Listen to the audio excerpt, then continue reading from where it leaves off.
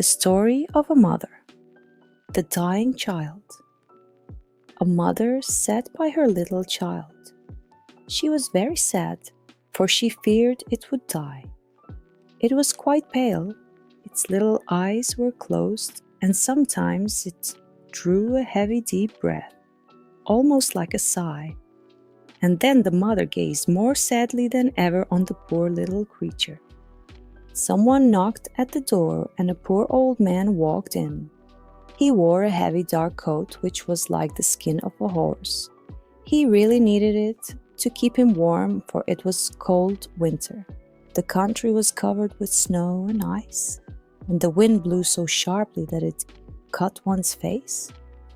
The little child had dozed off to sleep for a moment, and the mother, seeing that the old man shivered with the cold, rose and placed a small mug of beer on the stove to warm for him.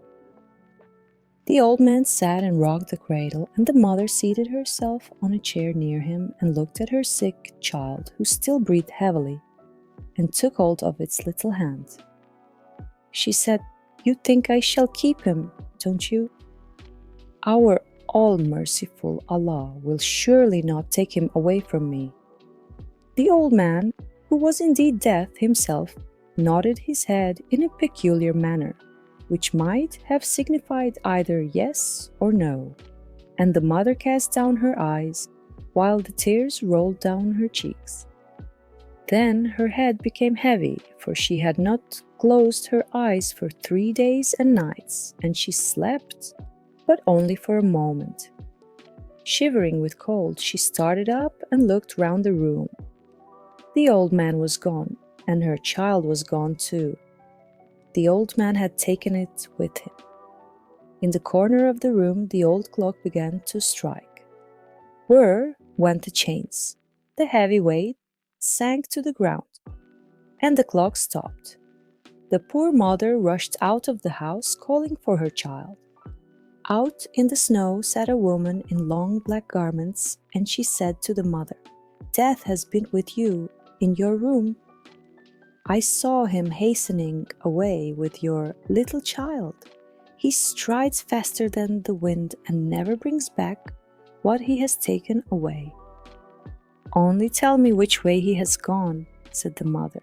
"Tell me the way, I will find him." "I know the way," said the woman in the black garments, "but before I tell you, you must sing to me all the songs that you have sung to your child. I love these songs. I have heard them before. I am Night, and I saw your tears flow as you sang." "I will sing them all to you," said the mother. "But do not delay me now. I must overtake him and find my child." But Night sat silent and still. Then the mother wept and sang while wringing her hands. There were many songs and yet even more tears, till at length Night said, "Go to the right into the dark forest of fir trees, for I saw Death take that road with your little child." The Bramble. Within the wood, the mother came to a crossroads, and she knew not which to take. Just by stood a thorn bush. It had neither leaf nor flower, for it was the cold winter time, and icicles hung on the branches. "Have you not seen Death go by with my little child?" she asked. "Yes," replied the thorn bush, "but I will not tell you which way he has taken until you have warmed me in your bosom. I am freezing to death here and turning to ice." The woman pressed the bramble to her bosom quite close, so that it might be thawed, and the thorns pierced her flesh, and big drops of blood flowed. But the bramble shot forth fresh green leaves, and they became flowers on the cold winter's night. So warm is the heart of a sorrowing mother. Then the bramble bush told her the path she must take. The lake. She came at length to a great lake, on which there was neither ship nor boat to be seen. The lake was neither frozen sufficiently for her to pass over on the ice, nor open enough for her to wade through, and yet she must cross it. if she wished to find her child. She laid herself down to drink up the water of the lake, which was of course impossible for any human being to do. But the bereaved mother thought that perhaps a miracle might take place to help her. "You will never succeed in this," said the lake. "Let us make an agreement together which will be better. I love to collect pearls, and your eyes are the purest I have ever seen. If you will weep those eyes away in tears into my waters, then I will take you to the large hothouse, where death dwells and rears flowers and trees, every one of which is a human life." "Oh, what would I not give to reach my child," said the weeping mother. And as she still continued to weep, her eyes fell into the depths of the lake and became two expensive pearls.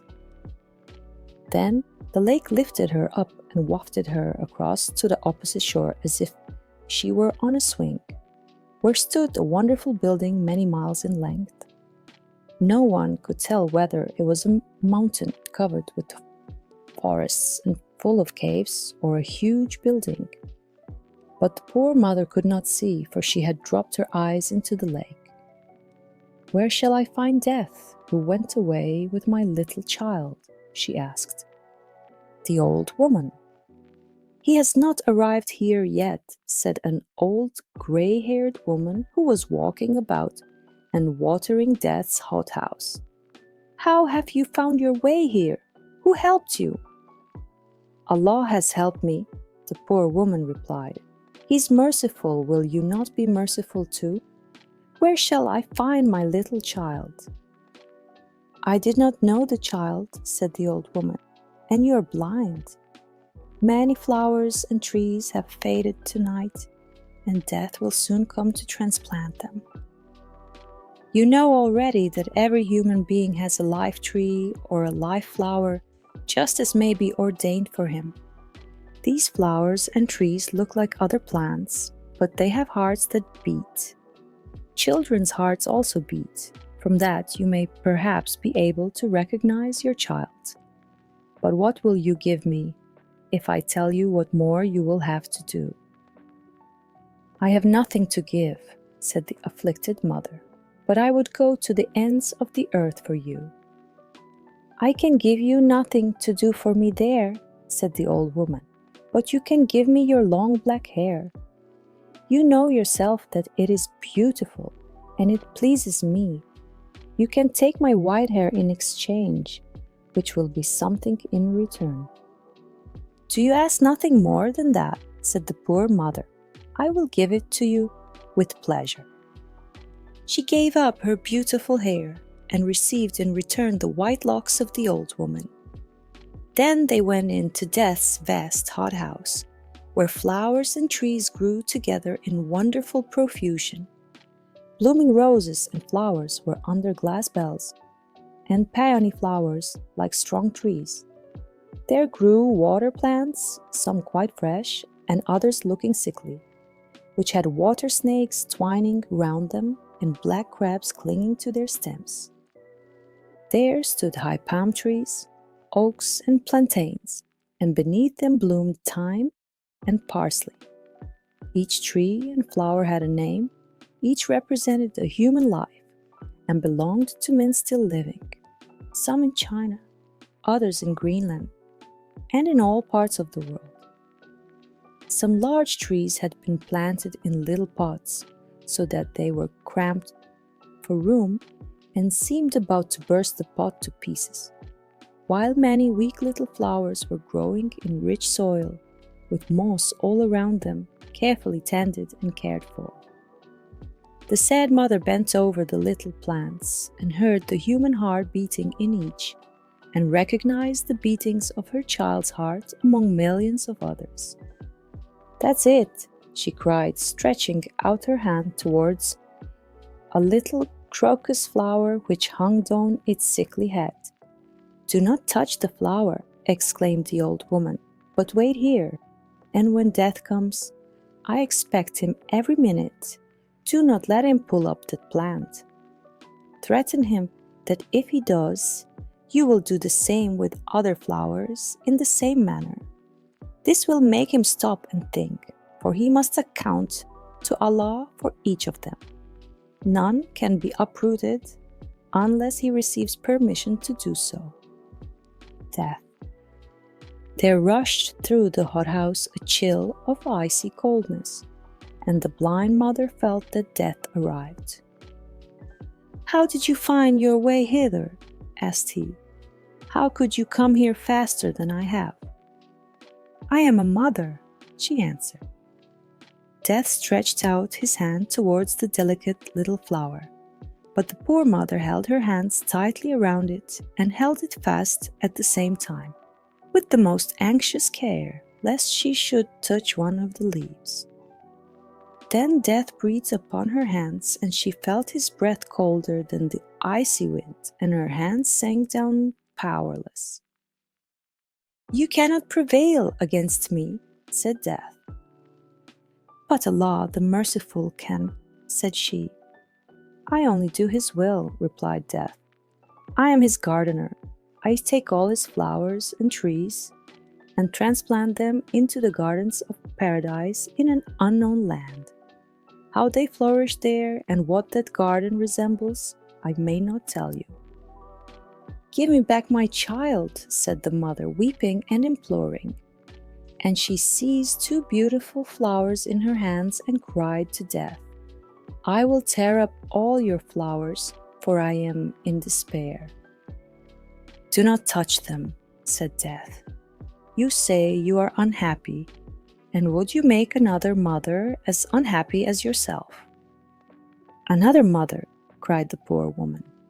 Then she left the flowers. "There are your eyes," said Death. "I fished them up out of the lake for you. They were shining brightly, but I knew not they were yours. Take them back, they are clearer now than before, and then look into the deep well which is close by here. I will tell you the names of the two flowers that you wish to pull up. You will see the whole future of the human beings they represent and what you were about to destroy." The woman looked into the well, and it was a glorious sight to behold how one of them became a blessing to the world, and how much happiness and joy it spread around. But she saw that the life of the other was full of care, poverty, misery, and woe. "Both are the will of Allah," said Death. "Which is the unhappy flower and which is the blessed one?" she said. "That I may not to tell you," said Death. "But thus far you may learn that one of the two flowers represents your own child. It was the fate of your child that you saw, the future of your own child." The mother screamed aloud with terror. "Which of them is my child? Tell me. Deliver the unhappy child. Release it from so much misery. Rather take it away. Take it to Allah. Forget my tears and my entreaties. Forget all that I have said or done." "I do not understand you," said Death. "Will you have your child back? Or shall I carry him away to a place that you do not know?" The mother wrung her hands, fell on her knees, and prayed to Allah, "Grant not my prayers. When they are contrary to thy will, which at all times must be the best, oh, hear them not." And her head sank on her bosom. Then Death carried away her child to the unknown land.